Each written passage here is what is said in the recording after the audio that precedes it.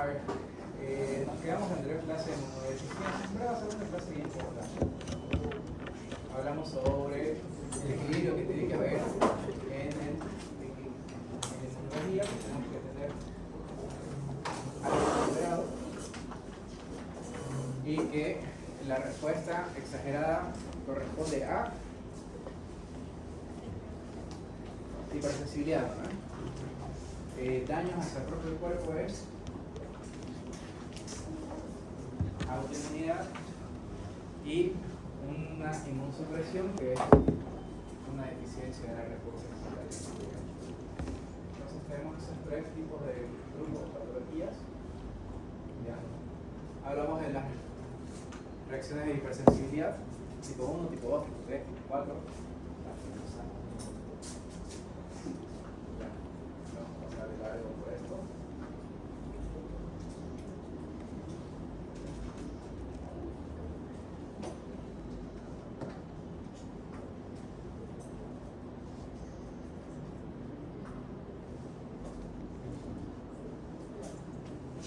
Ya, hablamos de la autoinmunidad y de lo que es el comienzo de la autotolerancia.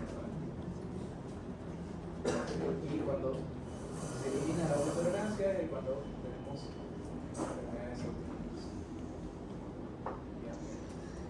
Diagnóstico sistémico, diagnósticos, hepatitis y inmunodeficiencia que llamamos este punto.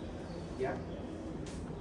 Entonces las inmunodeficiencias son una respuesta inmune que es muy baja, muy deficiente, motivo por el cual las infecciones oportunistas invaden el cuerpo e incluso pueden formar neoplasias. Vamos a ver eso.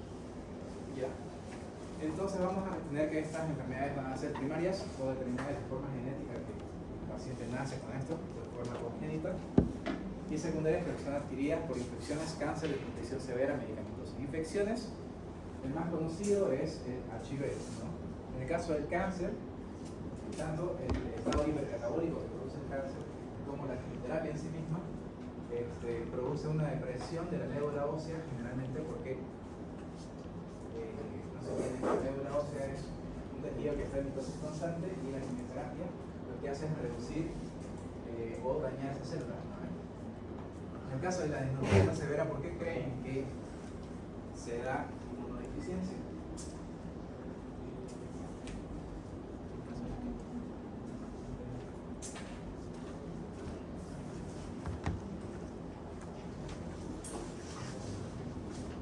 Sobre todo la desnutrición proteica, ¿no?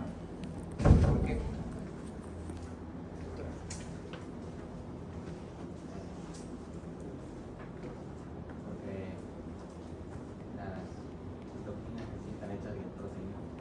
Claro, las citoquinas y las inmunoglobulinas, ¿no? Las citoquinas son aminas, digamos, ¿no? Y las inmunoglobulinas son proteínas. Entonces, si es de que el cuerpo no tiene ese material necesario para poder producirlas, entonces no va a producir una respuesta inflamatoria adecuada, ¿ya? Además de que también se va a retrasar la cicatrización y regeneración de tejidos, ¿ya? En el caso de medicamentos,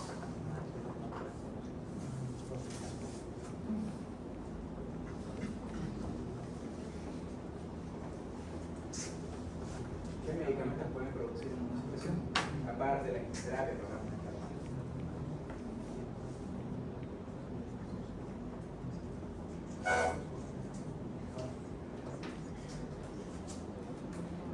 Estos chicos, es una pregunta bien fácil. ¿Qué medicamentos pueden producir inmunosupresión? Corticoides, perfecto, ya. Toda la familia de los corticoides.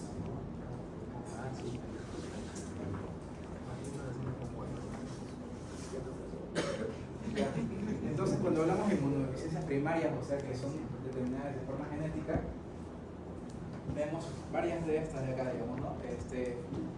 Estas de acá, enfermedades de adhesión leucocitaria, desde que las integrinas del leucocito no van a tener una buena acoplación, por decirlo así, motivo por el cual al momento de rodar las células en el endotelio no se van a adherir fijamente y eso va a alterar la diapedesis. Entonces no pueden esas células hacer diapedesis y pasar hacia los tejidos que están dañados, entonces vamos a tener una deficiencia de alimento. Después, enfermedades cromosomales ligadas al cromosoma X también. En el caso del complemento vamos a tener déficit de C2 y C4, que esto va a dificultar más que todo la activación de la vía clásica. Sin embargo, estos pacientes no suelen tener una sintomatología clara, no va a presentar un déficit franco de su inmunidad, debido a que solamente está la vía clásica alterada y las vías, la vía indirecta y la vía de la de una mina si se ven conservadas, entonces sí hay activación de complemento. En el caso de C3, ya, el C3 se acuerdan de que es la proteína de complemento, que es la más importante, ya que produce la oxidación, produce la activación de otras proteínas del complemento y aparte el complejo de ataque de membrana. Entonces, si hay déficit de C3, todas las características del complemento van a estar deficientes, ¿ya? Y deficiencia de las proteínas regulatorias, esto generalmente no va a producir una inmunodeficiencia, sino una autoinmunidad, debido a que a nivel del endotelio vamos a tener proteínas que van a regular la actividad del complemento, disminuirlas frecuentemente para evitar que se active sobre esas mismas células, y entonces estas al fallar van a producir daño endotelial, ¿no? Produciendo angioedema, hemoglobinuria paroxística y otros.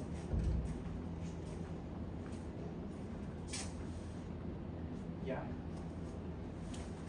Entonces también vamos a tener diferentes enfermedades ligadas a los linfocitos según su maduración. Ya. Ya, si por ejemplo falta el ADA, que es se me fue el nombre largo de esto. Pero igual, vamos a ver de que la célula progenitora mielinocítica para linfocitos no se va a diferenciar de linfocitos T, entonces vamos a tener que toda la inmunidad celular y parte del humoral va a estar completamente bloqueada. ¿Ya? Y después también enfermedades ligadas a cromosoma X van a hacer de que el linfocito T no reciba su receptor de forma adecuada, entonces al no tener su receptor, este linfocito T no se va a poder activar nunca. Ya. Y después vamos a tener, por ejemplo, en el síndrome de George, que es como una aplasia del timo, en donde los linfocitos no van a llegar a madurarse, entonces van a ser inmaduros, no van a tener una codificación para activación y no se van a diferenciar en CD8 y CD4. ¿Ya? Y también deficiencia de el complejo mayorista de compatibilidad tipo 2, que va a producir la falta de activación de los CD4, TH1 o TH2 para regular o para ayudar la respuesta inmune. ¿Ya? Por otro lado, ya, hacia los linfocitos B, cuando vamos a tener una gamma-globulinemia ligada al cromosoma X también, no va a poder madurar y activar en sus proteínas de membrana los receptores para inmunoglobulinas, entonces también se va a quedar más o menos silente, digamos, ¿no? Después, una vez que recibe, digamos, su doble activación del linfocito B, tanto por el macrófago o por la célula receptora antígeno, como por el linfocito TSD4, se tienen que diferenciar hacia plasmocitos. ¿Ya? Y vamos a tener diferentes enfermedades donde el linfocito B no se va a diferenciar hacia plasmocitos, o de productores de IgM que se van a comenzar a diferenciar para producir proteínas más específicas, como le dije que esto no va a pasar, entonces vamos a tener, por ejemplo, el síndrome de hiper-IgM.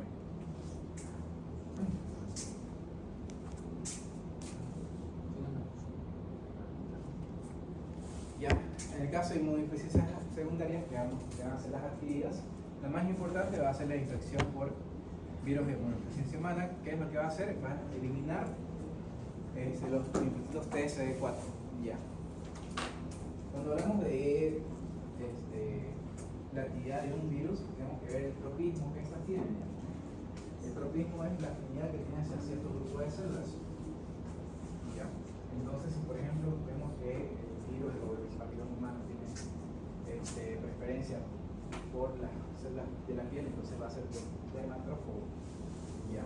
El virus del herpes va a ser dermatófago y neurotrófago, debido a que se va a alojar en ganglios nerviosos, permanecen de forma siguiente hasta reactivarse. En el caso de VIH va a tener un tropismo muy específico hacia los linfocitos TSD4 y hacia las células dendríticas.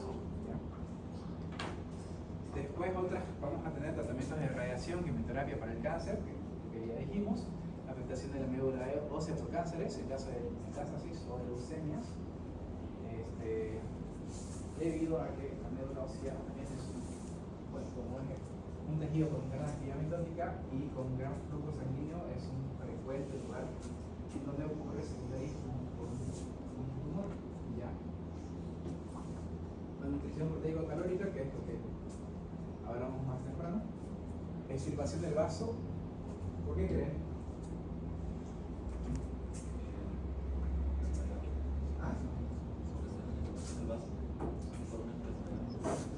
Ya, pero o sea, puede ser un traumatismo, etc. Saco el vaso y Se madura o sí, parece. Creo.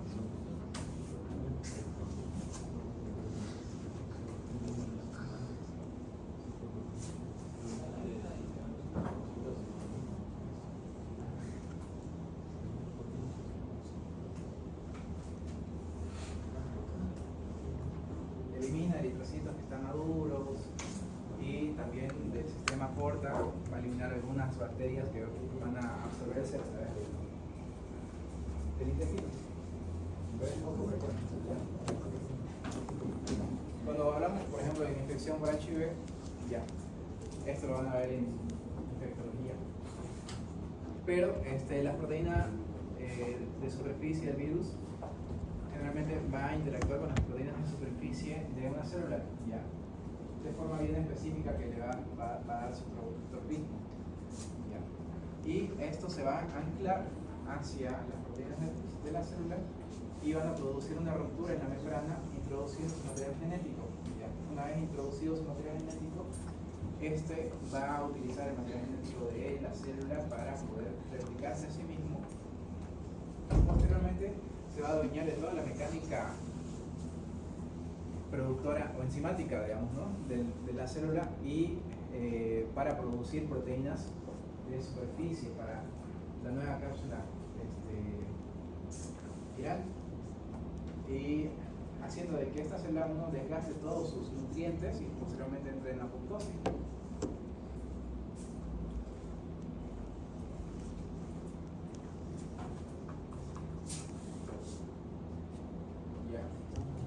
En el caso del HIV, digamos, vamos a tener la infección en las mucosas, ¿no?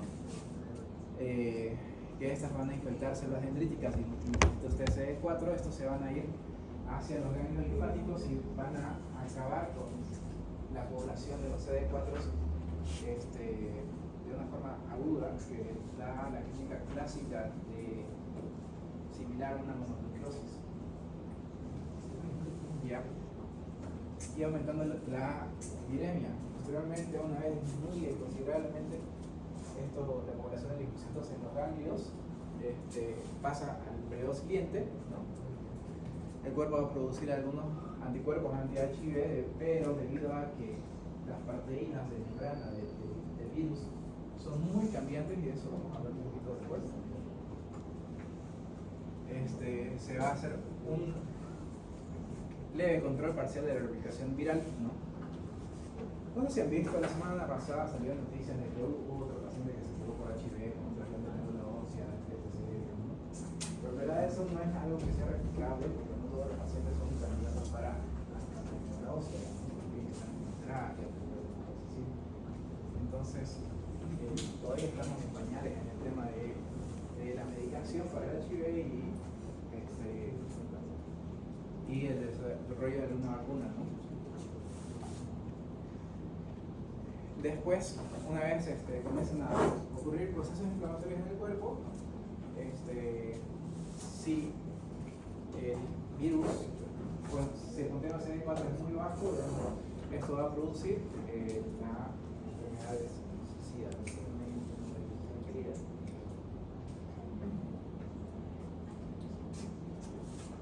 Ya. Ya, bueno, también la infección por HIV, digamos, a la larga va a producir de que la médula comience a reactivar su actividad inmunológica para producir células T. Entonces, al aumentar su actividad mitótica para producir células T, va a predisponer a la médula ósea a formar linfomas, ¿no? Como el linfoma de Burkitt, el linfoma central gigante, ya.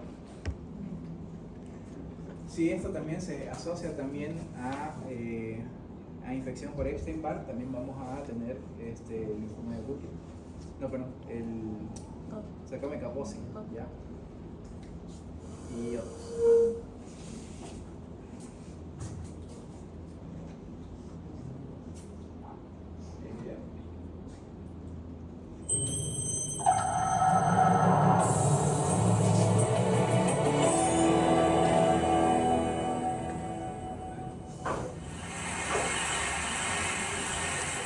The Philippines, an idyllic country with some of the clearest water and bluest skies on the planet.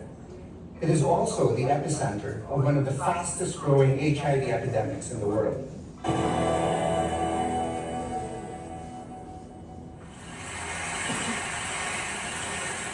The Philippines, an idyllic country with some of the clearest water and bluest skies on the planet. It is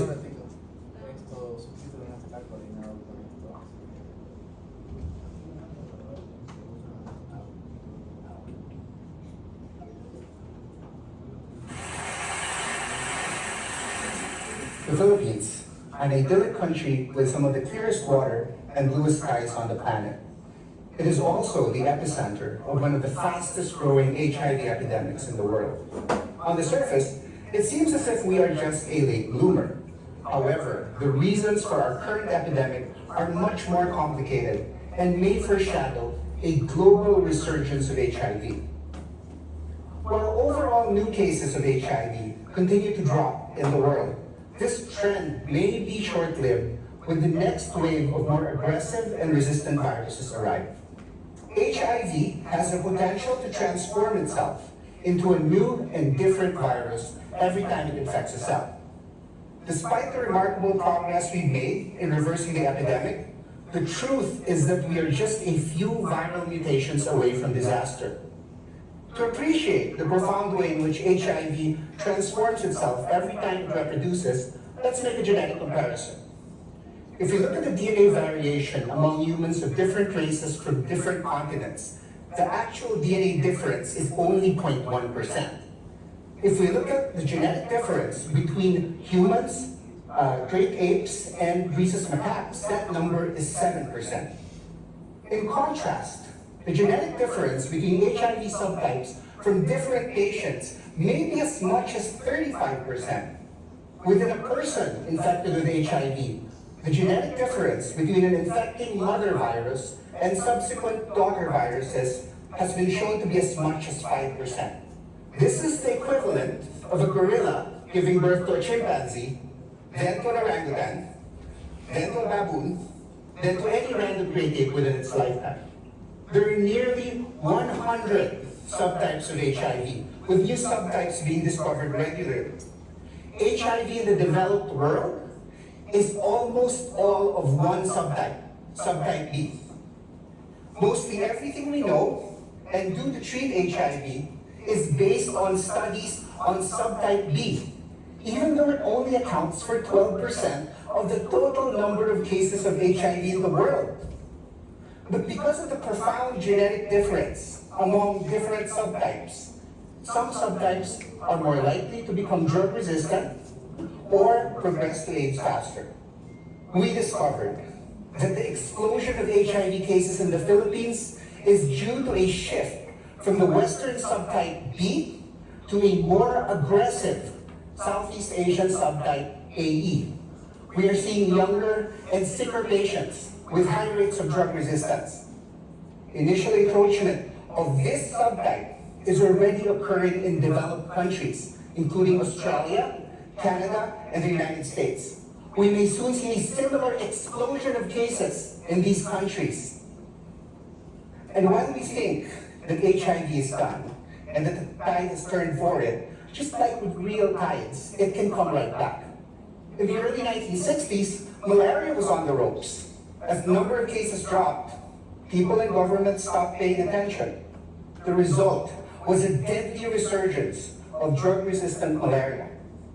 We need to think of HIV not as a single virus that we think we figured out, but as a collection of rapidly evolving and highly unique viruses, each of which can set off the next deadly epidemic. We are incorporating more powerful and new tools to help us detect the next deadly HIV strain. And this needs to go hand in hand with urgent research on the behavior and proper treatment of non-B subtypes. We need to convince our governments and our funding agencies that HIV is not yet done. Over 35 million people have died of HIV. We are on the verge of an AIDS-free generation. We need to pay attention. We need to remain vigilant and follow through. Otherwise, millions more will die. Thank you.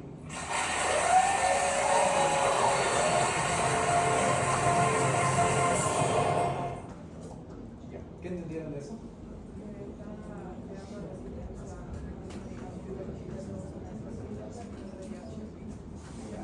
¿Alguna otra cosa más? Que el VIH está nada de mutar y si lo hace puede morir mucha gente por la resistencia a las drogas y no van a necesitar contra este nuevo tipo de VIH que está en Asia Oriental. Claro, en este caso de Indonesia, ¿no? O Filipinas, perdón. Pero bueno, o sea, no es que estén a muta cada vez que... O sea, la variabilidad de genes de HIV, digamos, dentro de una persona pueden variar hasta el 5%, digamos, ¿no? Entonces, eso es mucho, ¿ya? Y hay una variabilidad hasta 35% en todas las subtipos, digamos, ¿no? Entonces vamos a tener como divididos, ¿no? Subtipos tipo A, tipo B, tipo C, ¿no? Hasta D. Entonces, siendo que el subtipo B, o el grupo de subtipos B, digamos, ¿no? Es el que más se ha infectado en países desarrollados, al cual más se ha investigado. Sin embargo, los que están infectando países menos desarrollados no son tipo B, que están produciendo mayores problemas con el tema de la resistencia antirretroviral, ¿no? Entonces, es grave, digamos, ¿no? Porque no sabemos cómo tratarlos a los otros, digamos. Y otra cosa es que acá, por ejemplo, en Santa Cruz no tenemos un estudio que diga qué tipo de subtipo de HIV en la población. Sin embargo, que tenemos una ola creciente de casos de HIV, concentrando a nivel de Bolivia el 80% en el departamento de Santa Cruz, ¿no? Así que tengan cuidado.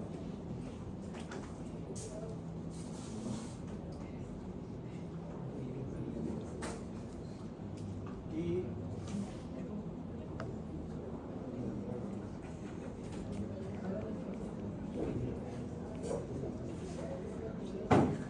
feliz día de Star Wars. Ya, eso sería todo por hoy.